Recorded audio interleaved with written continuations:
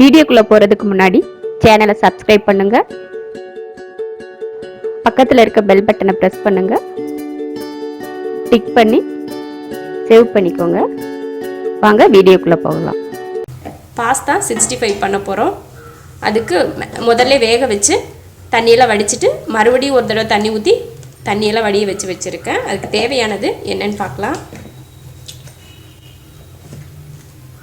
Cornflour 3 spoon போட்டிருக்கேன். மிளகாத்தூள் 1 teaspoon, மஞ்சத்தூள் கொஞ்சம் ஃபுட் கலர்.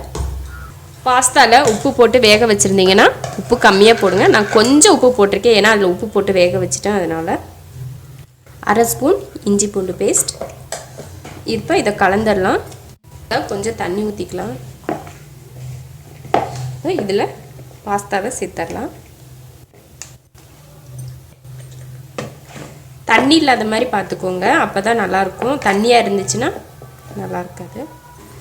சில்லிக்கு கலந்து வச்சுட்டோம். இப்போ எண்ணெய் காஞ்சதும் இதை பொரிச்சு எடுத்துடலாம். ஊற வைக்கணும் அப்படிங்கிறதெல்லாம் இல்லை, எண்ணெய் காஞ்சதுமே பொரிச்சு எடுத்துடலாம். எண்ணெய் காஞ்சிச்சு, இதில் பாஸ்தாவை போடலாம். கொஞ்சம் ஒன்று ஒன்றா போடுவோம், இல்லைன்னா ஒட்டிக்கும்.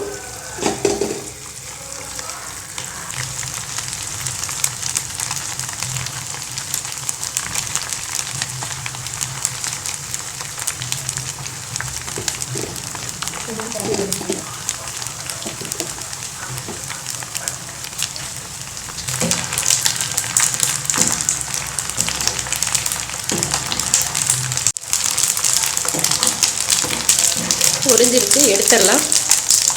இதே போல் நம்ம எவ்வளோ செய்கிறோமோ அந்த பாஸ்தாலாம் பொரிச்சு எடுத்துடலாம்.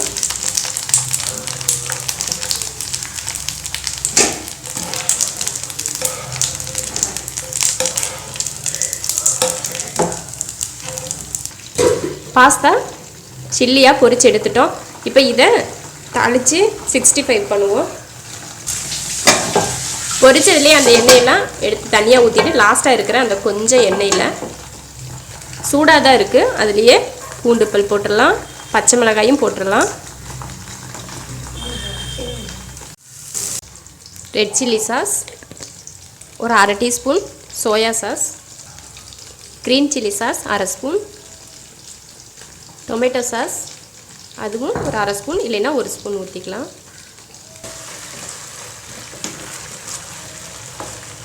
ஊற்றிட்டு நல்லா கிளறி விட்டுடலாம். இதில் கொஞ்சம் காரம் வேணும்னா மிளகாத்தூள் கொஞ்சம் சேர்த்துக்கலாம்.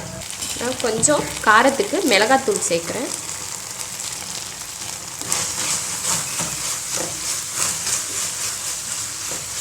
சில்லியை அதில் சேர்த்துடலாம்.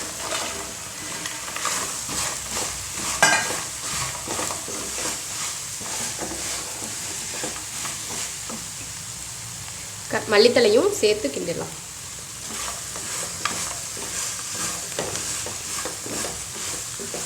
பொரிச்சு எடுக்கிறப்ப ஒன்றா போட்டு பொரிச்சு எடுத்தால் தான் தனித்தனியாக இருக்கும், இல்லைன்னா ஒட்டிகிட்டு இருக்கும்.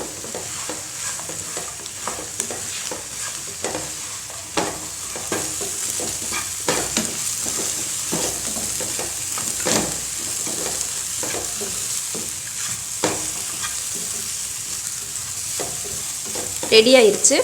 இப்போ ஆஃப் பண்ணிடலாம் அடுப்பை.